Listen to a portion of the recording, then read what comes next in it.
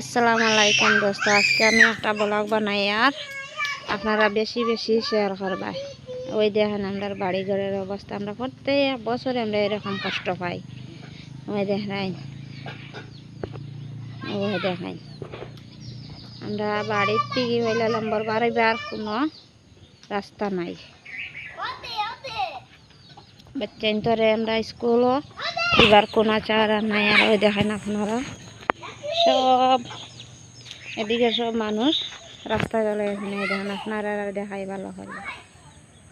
এখন কত খান জলের তলে আছে জল বাড়িটা, এই দেখেন আপনারা।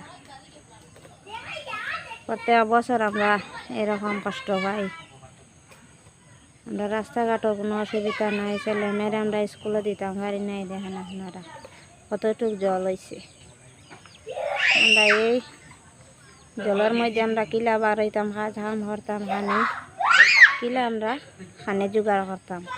আপনারা এই ভিডিওটা দিয়ে দেশে যে আদা শেয়ার করবাই আর সাহায্য করবাই আমরা যতটুকু পারেন তুমি তাই।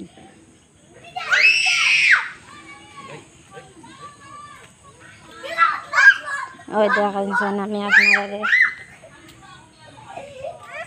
ওই দেখেন আপনারা আমরা কতটুক জলের নিচে আছি, এখানে কতটুক জল হয়ে গেছে।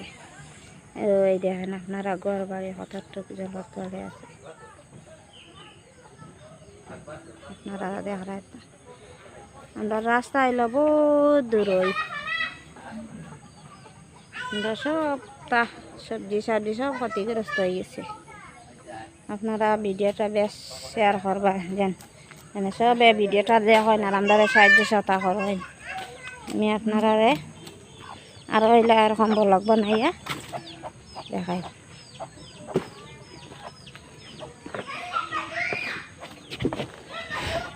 ওই দেখাই আপনারা ভিডিও ব্লগ শ্যুট করে দেখাই, আপনারা দেখেন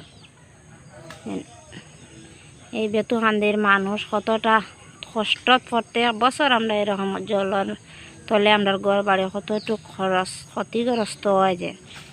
আরেও দূরে দেখান তুমি তাই রাস্তা তখন আমরা ছেলে মেয়ের কি রকম স্কুলে নিয়ে দিতাম কইন চাই না আপনারা। সাইডের দিকে জলে জল এই ঘরটা যখন চাই, এই ঘরের মাঝে একটা বুড়া মইতা কই, ছোট ছোট দুইটা নাতি কীরকম কিতা করতে এই জলের মধ্যে।